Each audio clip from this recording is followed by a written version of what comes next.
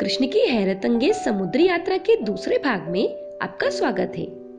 कहानी में अब तक आपने जो सुना वो 10 सेकंड में बता देती हूँ, जिससे कि नए दर्शक भी कहानी से जुड़ पाए। जब कृष्ण का ब्रह्मचर्य जीवन समाप्त होने वाला था, तब उन्होंने अपने गुरु संदीपनी से कहा कि वो उन्हें गुरु दक्षिणा देना चाहते हैं और इसके लिए वो उनके पुत्र को उन्हें वापस लाकर देंगे, जिसका अपहरण समुद्री लुटेरों ने कर लिया था। कृष्ण और उनके भाई बलराम किसी तरह से समुद्री लुटेरों के जहाज में घुस गए। जहाज चलाने वाले से कृष्ण ने दोस्ती कर ली। लुटेरों के सरदार ने जब इन दोनों बालकों को देखा तो उसे लगा कि वो उन्हें कहीं बेच देगा और इसीलिए उसने अपने लोगों को आदेश दिया कि उन दोनों की ठीक तरह से देखभाल की जाए।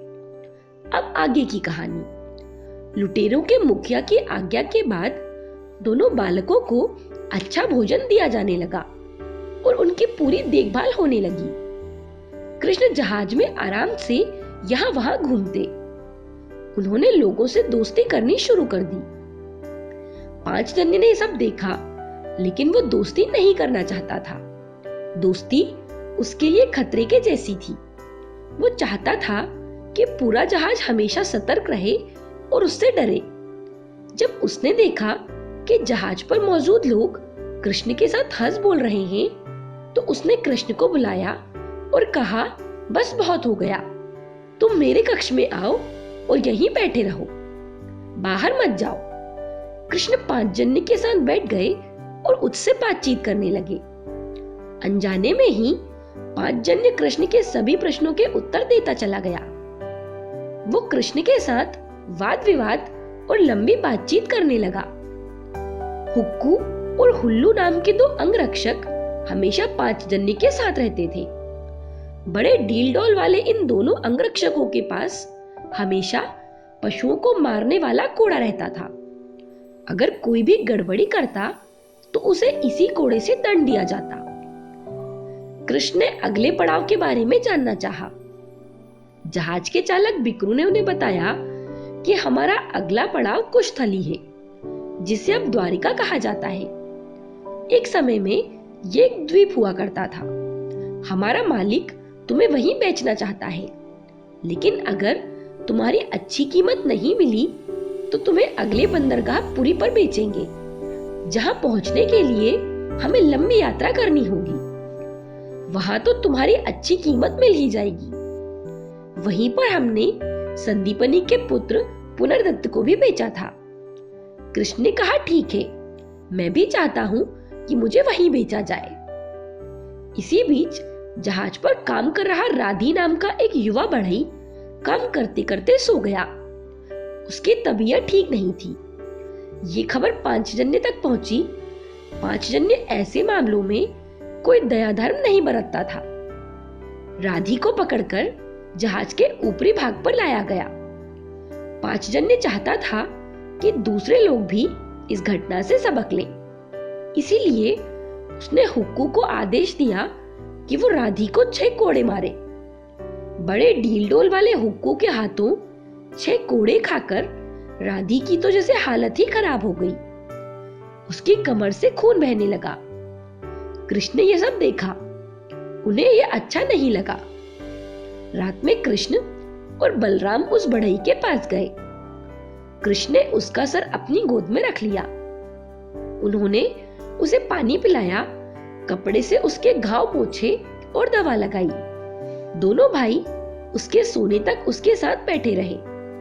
अगली सुबह जहाज पर काम करने वालों के बीच ये खबर फैल गई। सभी लोगों ने चोरी छिपे इस अजीब सी घटना को देखा था।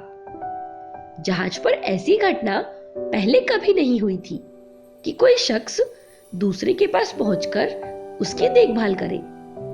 हर इंसान को बस अपना ख्याल रखना है, कोई किसी की मदद नहीं करेगा। ये सब तो ऐसे नियमों के साथ ही जी रहे थे। उधर ये दोनों भाई थे जो उस बढ़ई की सेवा कर रहे थे, बिना इस बात की परवाह किए कि उन्हें इसके लिए कोई बड़ा दंड दिया जा सकता है। अगले दिन 17 साल के एक लड़के को चोरी करने पर ऐसी ही सजा दी गई। उसे 12 कोड़े मारे गए, जिससे उसकी पूरी कमर की खाल उतर गई। कृष्ण और बलराम ने उस लड़के की भी देखभाल की और उसे पानी पिलाया। दर्द से कराहते इस लड़के के पास वे दोनों पूरी रात बैठे रहे। अचानक बड़े डील-डोल वाला हुल्लू वहां आ पहुंचा। उसने जब देखा कि जिस लड़के को सजा दी गई है वो दोनों बालक उसकी देखभाल कर रहे हैं, तो वो हैरान रह गया। उसने पूछा, तुम लोग क्या कर रहे हो? कृष्ण ने कहा, हम बस उसे सुलाने की कोशिश कर रहे हैं। हुल्लू बोला, तुम लोग ये सब नहीं कर सकते, क्योंकि हमारे मालिक का यही आदेश है। कृष्ण बोले, लेकिन मैं तो यही करता हूँ। अगर कोई परेशानी में हो तो मैं उसकी मदद करने पहुंच जाता हूँ। तुम्हारा मालिक मुझे नहीं रोक सकता। हुल्लू काफी ताकतवर था, लेकिन उसके पास इस बात का मानो कोई जवाब नहीं था। उसे ऐसी आदत थी कि जैसे ही लोग उसे देखते डर से कांप उठते। लेकिन यहाँ एक ऐसा लड़का था जिसने उसकी ओर देखा, उसे देखकर मुस्कुराया और उससे बातचीत की। यही नहीं, उससे उसके काम को लेकर भी प्रश्न पूछे। हुल्लू को समझ नहीं आ रहा था कि क्या किया जाए। उसने कहा, मेरे साथ आओ, मैं तुम्हें अपने मालिक के पास ले चलता हूँ। इस बारे में उनसे बात करो। ये सब मेरे अधिकार क्षेत्र से बाहर की बात है। हुल्लू कृष्ण और बलराम को 5 जन्य के पास ले गया। 5 जन्य गुस्से में था। उसने पूछा, तुम लोग क्या कर रहे थे? कृष्ण ने कहा, हम बस उसे सुलाने की कोशिश कर रहे थे। इसमें कोई दिक्कत है क्या? 5 जन ने चिल्लाया, तुम मेरे जहाज पर इस तरह की हरकतें नहीं कर सकते। कृष्ण बोले, अगर मैं किसी को परेशान देखता हूँ तो मैं उसकी मदद के लिए पहुंचता ही हूँ। यही मेरा धर्म है। मुझे इसका पालन करने से कोई नहीं रोक सकता। 5 जन ने बोला, ये धर्म क्या बकवास है। इस जहाज पर मैं ही कानून हूँ। अगर मैंने ना कह दिया तो कह दिया। कृष्ण ने कहा, मेरे साथ ये सब नहीं चलेगा। मैं कहीं भी रहूं, मैं अपने धर्म का पालन करता हूँ। मैं जरूरतमंद लोगों की मदद करता हूँ, भले ही कानून कुछ भी कहे। 5 जन को लगा कि इन बालकों को झटका देना ही पड़ेगा, लेकिन फिर उसने सोचा कि वे उसके लिए बेचने की एक शानदार वस्तु की तरह है। अगर इन्हें कोड़े मारे गए और इनकी खाल उधड़ गई तो वे अच्छे दामों में नहीं बिकेंगे। उसने हुल्लू से कहा, इन्हें बंद कर दो। इन्हें भोजन देते रहो, लेकिन बाहर मत आने दो। कोड़े मारने का तो कोई मतलब ही नहीं है, क्योंकि उससे इनकी कीमत कम हो जाएगी। भला कोई अपना सामान खराब थोड़े ही कर सकता है। इसलिए उन दोनों को ले जाकर जहाज के निचले हिस्से में एक लकड़ी की जेल में बंद कर दिया गया।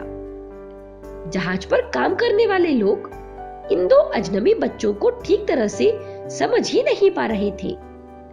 उन्हें समझ नहीं आ रहा था कि वे आखिर ऐसा कैसे कर रहे हैं। लोगों को लग रहा था वे इतने छोटे और निर्बल हैं, फिर भी मनमानी कर रहे हैं। इससे पहले तो कभी ऐसा हुआ ही नहीं कि कोई शख्स 5 जन्य के सामने खड़ा होकर बोलने की हिम्मत जुटा सके। ऐसा संभव ही नहीं था कि 5 जन्य के आदेश को मानने से मना करने पर कोई जीवित रह सके। लेकिन न जाने कैसे इन दोनों बच्चों ने ऐसा कर दिखाया। धीरे धीरे उन अनपढ़ लोगों के बीच इस तरह की बातें फैलने लगी कि हो ना हो इन बच्चों में कुछ खास बात है।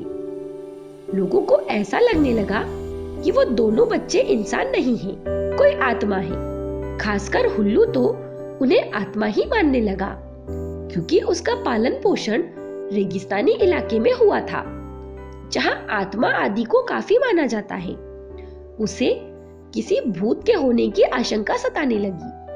वो प्रार्थना करने लगा कि जहाज पर मौजूद ये बुरी आत्माएं उसका कुछ न बिगाड़ पाए।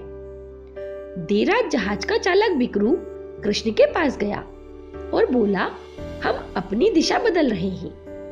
अब हम अपनी पुरानी मंजिल की ओर नहीं जा रहे हैं। हम उससे भी दूर जा रहे हैं। कृष्ण तो पुरी जाना चाहते थे क्योंकि गुरुपुत्र पुनर्दत्त वहीं था, लेकिन अब पांचजन्य ने कहीं और जाने का फैसला कर लिया था। ऐसे में कृष्ण ने बिकरू से कहा, मैं इस कैद से बाहर आना चाहता हूँ, मैं इसे तोड़कर बाहर आ जाऊंगा। बिकरू ने कहा, ऐसा कोई काम मत करना, अगर तुम इसे तोड़कर बाहर आ गए तो तुम्हें मौत की सजा मिल सकती है। कृष्ण बोले, इसका ताला तोड़ने का कोई तरीका निकालिए और मुझे कल सुबह तक यहाँ से आजाद कराइए। अगर आप मेरी मदद नहीं करेंगे तो मैं इसका ताला तोड़कर कैसे भी बाहर आ जाऊंगा, फिर चाहे मुझे मौत की सजा ही क्यों ना हो जाए। अगर आप मुझे किसी दूसरी जगह ले जाएंगे तो मैं वहां क्या करूंगा, मैं तो पुरी जाना चाहता हूँ। सुबह होते ही कृष्ण ने उस लकड़ी की जेल को तोड़ दिया। जिस बढ़ई की उन्होंने मदद की थी वो चुपचाप उस जेल के भीतर घुसा और उसकी मरम्मत कर दी। कृष्ण और बलराम आराम से बाहर आ गए। पांचजन्य को पता चल गया कि दोनों बालक बाहर आ गए हैं। गुस्से में भरकर उसने पूछा, इन्हें किसने आजाद किया? लोगों ने कहा, उन्हें किसी ने आजाद नहीं किया है। पांचजन्य ने आशंका जताई, तो क्या उन्होंने जेल को तोड़ दिया है? अगर ऐसा है तो उन्हें मौत की सजा मिलेगी। अब बहुत हो चुका, अब इन दोनों मूर्खों को निपटाना ही होगा। हुल्लू जेल को देखने गया। उसने पाया कि जेल टूटी हुई नहीं है, जेल वैसी की वैसी ही है और ताला भी उसी तरह लगा हुआ है। फिर ये बच्चे बाहर कैसे आ गए? हुल्लू बुरी तरह घबरा गया। उसे पक्का यकीन हो गया कि वे बुरी आत्माएं ही हैं।